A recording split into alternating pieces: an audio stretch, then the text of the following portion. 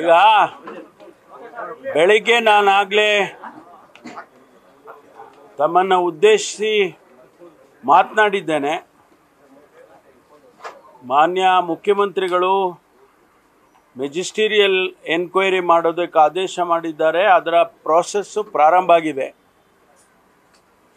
ಈ ಮಧ್ಯೆ ನನಗೆ ವೈಯಕ್ತಿಕವಾಗಿ ಅನಿಸಿದ್ದು, ಯಾವ್ಯಾವ ಸ್ಥಳದಲ್ಲಿ ಈ ಸ್ಟ್ಯಾಂಪೀಡ್ ಆಗಿದೆ ಮತ್ತು ಯಾವ ರೀತಿ ಅದನ್ನು ತಪ್ಪಿಸ್ಬೋದಾಗಿತ್ತಾ ಅಥವಾ ತಪ್ಪಿಸೋದಕ್ಕೆ ಸಾಧ್ಯ ಆಗಿರಲಿಲ್ವಾ ಏನು ಅಂತೇಳಿ ಖುದ್ದಾಗಿ ನೋಡಬೇಕು ಅಂತೇಳಿ ನಾನೇ ಬಂದಿದ್ದೇನೆ. ಇಲ್ಲಿ ಗೇಟ್ ನಂಬರ್ 6, 7, 2 ಮತ್ತು 2A, 17, 18,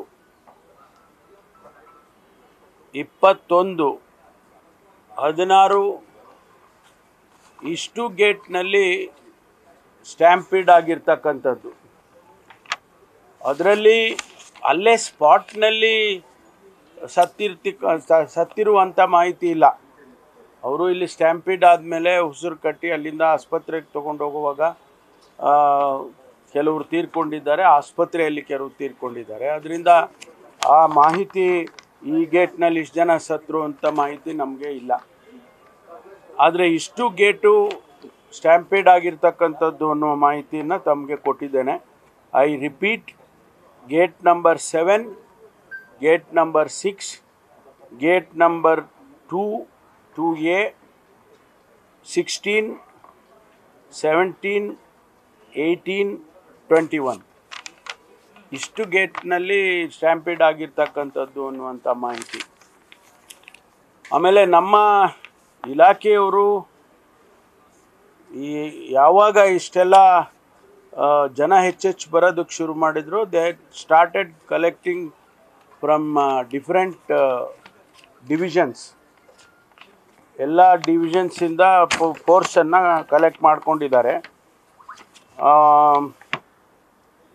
ಎಲ್ಲ DCPಗಳು ಕಲೆಕ್ಟ್ ಮಾಡ್ಕೊಂಡಿದ್ದಾರೆ. DCPಗಳು, ACPಗಳು ಅವೆಲ್ಲ.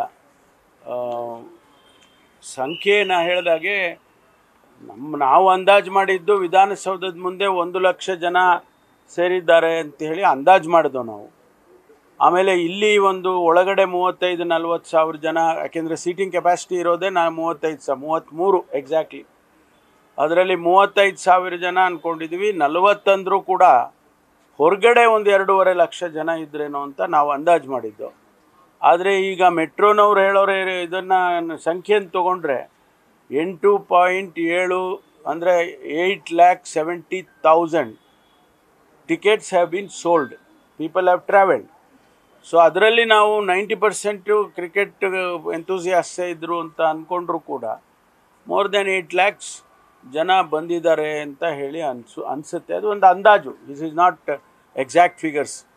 ಅದರಿಂದ ಸಂಖ್ಯೆ ಇಷ್ಟು ದೊಡ್ಡ ಇತಿಹಾಸದಲ್ಲೇ ಕ್ರಿಕೆಟ್ ನೋಡೋದಕ್ಕೆ ಅಥವಾ ಕ್ರಿಕೆಟಿನ ಯಾವುದೇ ಆ್ಯಕ್ಟಿವಿಟಿಗೆ ಬೆಂಗಳೂರಿನಲ್ಲಿ ಇಷ್ಟೊಂದು ಜನ ಒಂದು ಕಡೆ ಅಸೆಂಬಲ್ ಆಗಿದ್ದ ಉದಾಹರಣೆ ಇಲ್ಲ. ಬಹುಶಃ ಇತಿಹಾಸನೇ ಸೃಷ್ಟಿಯಾಯಿತು. ಎಲ್ಲವೂ ಸರಿಯಾಗಿದ್ದಿದ್ರೆ ಇದು ಅದೇ ಒಂದು ದೊಡ್ಡ ಇತಿಹಾಸ, ಬೆಂಗಳೂರಿಗೆ ಕೀರ್ತಿ ಬರ್ತಿತ್ತು. ಆದರೆ ದುರ್ದೈವ ಇದು ಆಗಿದೆ ಅನ್ನುವಂಥದ್ದು. ನನಗೆ CM ಕಾಯ್ತಾ ಇದ್ದಾರೆ.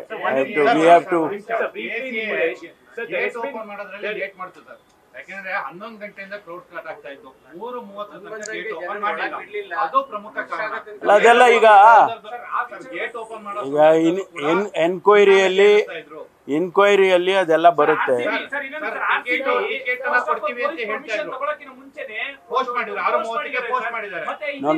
ಈಗ RCB ಅವ್ರ ಹತ್ರ ಮಾತಾಡಿದ್ದೀನಿ ಈಗ, ಮತ್ತು KSCA ಅವ್ರ ಜೊತೆನೂ ಮಾತಾಡಿದ್ದೀನಿ.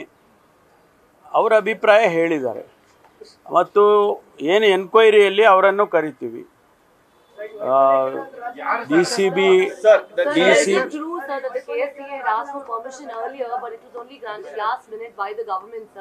Okay, that's all.